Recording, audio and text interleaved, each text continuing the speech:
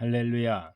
오늘 하나님이 우리에게 주시는 말씀은 골로새서 2장 8절입니다. 누가 철학과 헛된 속임수로 너희를 사로잡을까 주의하라. 이것은 사람의 전통과 세상 초등학문을 따름이요 그리스도를 따름이 아니니라. 오늘은 철학과 인문학에 대해서 여러분들에게 말씀을 드리겠습니다. 당시 예수님 당시에는 그 헬라 철학이 아주 주류를 이루던 그런 시대입니다. 소크라테스라든가 이런 사람들이 그 철학을 만들어서 그 철학을 가지고서 사람들이 그 철학 속에서 살았어요. 그래서 갈라디아서 4장에서 보면 이와 같이 우리도 어렸을 때에는 세상의 초등학문 아래서 종노릇하였더니 이렇게 초등학문을 또 율법주의 이렇게 또 세상 철학과 인문학과 율법과 철학과 인문학은 사람을 잘 만드는 것 같지만은 그렇지 못하다는 거죠. 그것은 초등학문 아래서 종노릇한다는 거예요. 그게 종이 된다는 거죠. 그래서 갈라디아서 그 3장 25절에 보면 믿음이 온 후로는 우리가 초등교사 아래 있지 아니하도다. 믿음이 왔으니까 이제 믿음으로 살라는 거죠. 그래서 누가 헛된 그 철학과 속임수로 너희를 사로잡을까 주의하라는 거죠. 그래서 우리는 그 철학과 인문학이라는 이런 그 학문에 속아서는 안 된다는 겁니다. 철학과 인문학은 비유를 들어서 말씀드리면 수면제나 마약이나 속임수 같아요. 그렇기 때문에 이런 것들에 대해서 속지 말고 오직 우리는 복음을 따라야 됩니다. 믿음을 따라야 됩니다. 그래서 율법을 따라서는 또 안 된다는 거죠. 바리새인들은 옳으냐 그르냐로 모든 걸 판단했어요. 이것이 옳으냐 이것이 그르냐. 또 그러니까 예수님이 뭐라면 네가 옳은가 그른가 네가 스스로 판단해봐라. 또 가늠하다 현장에서 잡혀온 여인을 이를 돌로 칠까 말까 이렇게 옳으냐 그르냐로 모든 것을 판단하고 모든 것을 기준으로 삼았던 거죠. 또 제자들은 어땠습니까? 예수님 당시의 제자들은 내가 있는 한 예수님은 십자가에 죽을 수 없습니다. 내가 이래도 모든 율법을 다 지켰고 12의 1조를 다 드렸고 내가라는 거 전부가. 그러나 제자들이 이제 예수님 십자가에 죽으시고 부활하신 후에는 사도들이 돼요. 사도행전으로 넘어가죠. 사도행전에서는 주님께서 모든 것이 주님께서예요. 그때야 비로소 성령의 인도하심을 받고 또 말씀을 따라서 사는 그런 시대가 되었다는 거죠. 그래서 인문학과 철학과 복음의 차이는 뭐냐? 복음은 치료제와 같다. 복음은 길이고 진리고 생명이라는 거죠. 이 세상에 어떤 것도 철학도 인문학도 길이고 진리고 생명일 수는 없습니다. 그렇기 때문에 로마서 1장 17절에 보면 복음에는 하나님의 의가 나타나서 믿음으로 믿음에 이르게 하나니 기록된다. 오직 의인은 믿음으로 말미암아 살리라 함과 같으니라. 여기서 보면은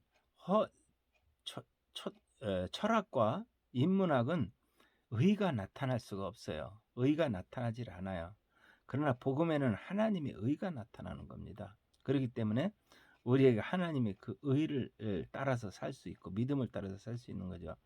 우리가 보면은 이것이 철학과 인문학이 우리 사람을 만드는 것 같지만 절대 만들 수 없다는 거죠. 그래서 사람들이 볼 때는 고린도전서 1장에서 보면 1장 18절에 십자가의 도가 멸망하는 자들에게는 미련한 것이요 구원을 얻는 우리에게는 하나님의 능력이 됩니다. 이렇게 복음이 있죠. 십자가의 도가 십자가에서 주는 메시지죠. 십자가에서 주는 메시지는 인문학과 철학이 아닙니다. 십자가의 도는 우리가 그리스도와 함께 십자가에 못 박혔나 내가 죽었다고 하는 것이 복음입니다. 그래서 그리스도와 함께 부활했다는 것이 복음입니다. 그렇기 때문에 우리는 이 세상 것하고는 상관없이 삶을 살아야지 세상 것과 비교하면서 살지 말라는 거죠. 세상 것을 잣대로 삼아서 나를 바라보지 말라는 거죠. 그래서 나를 남들과 비교하지 말라는 거예요. 남들보다 가진 것이 많고 남들보다 가진 것이 적고 남들보다 잘생기고 남들보다 못생기고 남들보다 배운 게 많고 남들보다 내가 더 옳은 사람이다. 이렇게 남들과 비교해 가지고서 자신을 남을 나의 거울로 삼는다고 하면은 그건 세상을 거울로 삼는 거나 똑같다는 거죠. 그래서 남들하고 비교하지 말고 말씀과 나를 비교해야 됩니다. 말씀과 나를 비교하다 보면 의인은 없나니 한 사람도 없다. 아, 나도 의인이 아니구나. 그러면서 말씀과 나를 비교하면 어떻게 됩니까? 너는 새로 창조된 새로운 피조물이다. 이전 것을 지나갔으니 너는 새 것이 되었도다. 이제 새로운 삶의 새 것이 되었다는 거죠. 그렇기 때문에 너는 하나님이 말씀과 나를 비교하면 하나님이 그러는 거야. 너는 내 아들이다. 또 말씀과 나를 비교하다 보면 아, 너는 세상의 빛이다. 이렇게 빛으로서의 사명을 감당하면서 빛으로서의 삶을 사는 거예요. 그래서 하나님이 우리에게 말씀을 주는데 창세기 17장 2절에 보면 내가 내 언약을 너 사이에 두어 너를 크게 번성케 하리라 하리니 보라 내 언약이 너와 함께 있으니 너는 여러 민족의 아버지가 될지라. 내가 너 사이에 내 언약을 두었으니 하나님과 우리 사이에 하나님의 언약을 두었다는 거죠. 또 보라 하나님이 내 언약이 너와 함께한다. 언약이 너와 함께한다. 여러분들 오늘 여러분들 하나님의 약속이 여러분들과 함께하고 있습니까? 하나님의 약속을 여러분들이 바라보면서 살고 있습니까? 이것은 우리는 하나님이 두신 그 언약이 나의 갈 길이고 나의 앞날이에요. 그렇기 때문에 여러분들은 하나님이 주시는 그런 그 말씀 속에서 자기를 비추고 말씀 안에서 나를 바라보면서 말씀을 가지고 살아가는 여러분들이 되시길 바랍니다. 그래야 우리는 복음이라는 것이 이해가 되는 거죠. 그래서 복음이라고 하는 것은 조금 전에도 말씀드렸던 우리를 모든 문제 해결자고 또 복음은 우리에게 생명을 주시고 복음은 우리에게 나의 인생의 길이 되주고 복음은 진리입니다. 진리를 떠나서 여기서 하나님의 의가 나타나서 여러분들은 그 의를 바라보면서 의인으로서의 삶을 살아가는 것이 우리의 믿음입니다. 모두가 다 세상 철학과 또 인문학에 속지 마시고 복음으로서 여러분들을 스스로 복음화시켜 나가는 여러분들이 되주시길 바랍니다. 기도하겠습니다.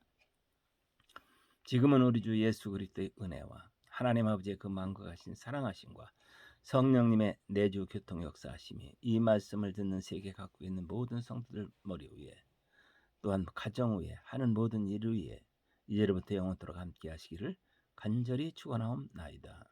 아멘.